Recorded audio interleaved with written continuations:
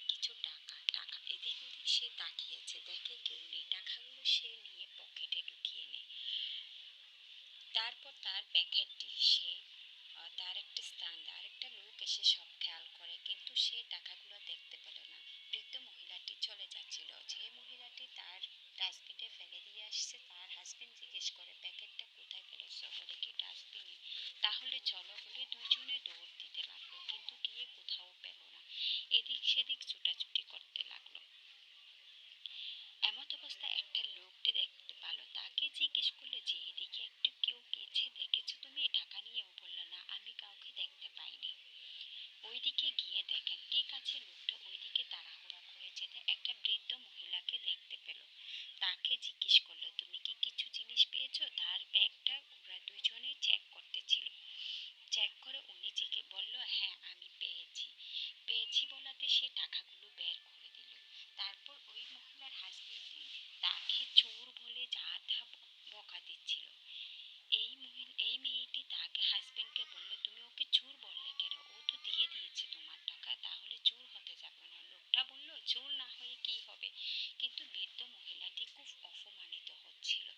তারপর হাজবেন্ড চলে যাচ্ছিল, কিন্তু এই মেয়েটি চলে যায়নি। সে মহিলাটির কাছে ক্ষমা চাইতেছিল এবং তার পকেট থেকে কিছু টাকা তাকে বের করে দিল।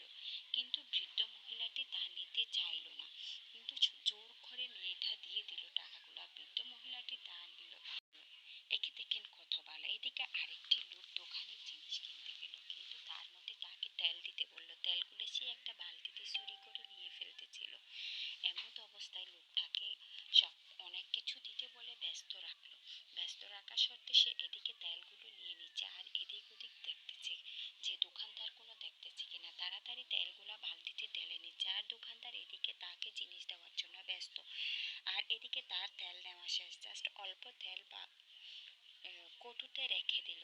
এদিকে মুদি দোকানদারের সাথে লোকটা কথাও বলে নিয়েছে। কাস্টমারটা কথা বলতে বলতে তাকে বললে, ঠিক আছে কত টাকা হয়েছে আমাকে বলুন। সে সব টাকার হিসেব দিচ্ছিল, কিন্তু এমত অবস্থায় সে তাকে টাকাগুলিও দিয়ে দিবে।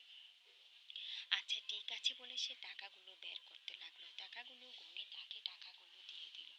দিয়ে দেওয়ার পর সে তার জিনিসগুলো বুঝে নিবে। তেলটা নিতে গিয়ে দেখে, বলে কি এখানে তো ভাই কি দিয়েছেন, এটা হালকা কেন, এখানে তো কোনো তেলই নেই। তখন দোকানদার বলল, কই আমি তো তেল দিয়েছি আপনাকে, এটা তো অনেক ওজন ছিল। ও বললে, না এটা অনেক হালকা, আপনি দেখেন।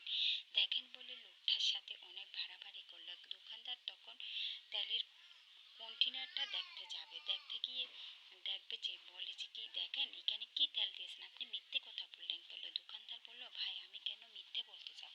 এখন দুজনের মতো অনেক বাড়াবাড়ি হয়ে গেল। তার টাকাগুলো ফেরত নিয়ে নিল। শেষ মুহূর্তে দোকানদার দেখে তেলের বোতল আসলেই খালি।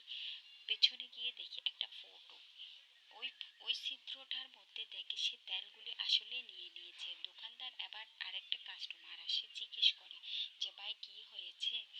তখন সে বাইক থেকে নেমে বলে, দেখেন ভাই একটা তেল বিক্রি করেছি, তেলটা ছিদ্র করে নিয়ে নিয়েছে। সে আমাকে বলে আমি নাকি কোনো তেলই দিইনি। এখন ওই কাস্টমারও দেখে, তারা সব খেয়াল করে করে দেখে আসলে সেও চোরের সিন্ডিকেট ছিল।